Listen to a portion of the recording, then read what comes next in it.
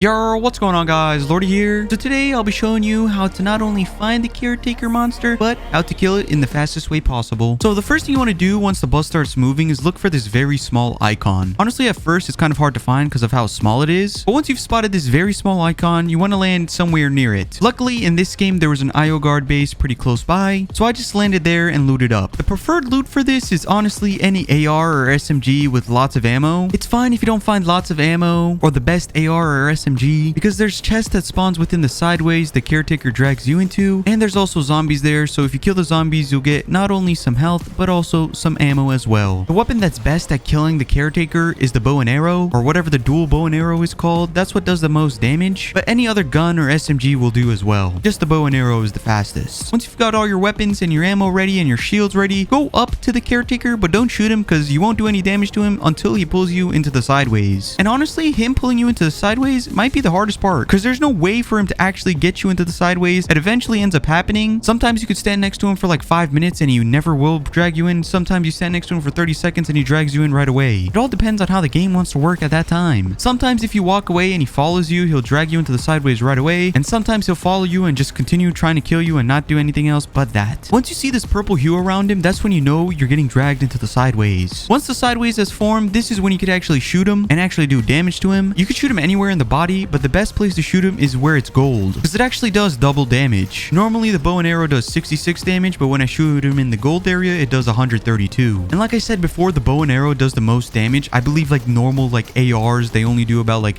40 damage per shot, but the bow and arrow does 132 per shot. Now I haven't really done the math and like how much damage per second it each does, or if the bow and arrow does less damage per second compared to the AR, but I always found the bow and arrow easiest to shoot him with. But if you don't have the bow and arrow, like I said, there's zombies that spawn in the sideways, so you could just kill them and have AR ammo or infinite AR ammo, or if you have like a P90 or something, you have infinite P90 ammo. So honestly, it is pretty easy to kill him. Just jump around, make sure he doesn't rock smash you or Hulk smash you pretty much, and you're pretty much set. And if you're ever really low health, just jump out of the sideways and get a little far away. Don't get too far away, and just take some minis and heal up and then jump back into the sideways once you're ready. But once you kill the Caretaker, the job is done and he drops all the loot. Now sometimes the loot is really good, like you'll get a gold pump, a lever, 6 chug splashes, 6 minis, a sideways sight, but sometimes the loot is really trash. You'll get a sideways minigun, a golden sniper, and an SMG. Like, don't get me wrong, the SMG is great, but I don't want a minigun and a sniper. I want me a gold pump. Honestly, do I really think it's worth it to kill him and maybe get a gold pump?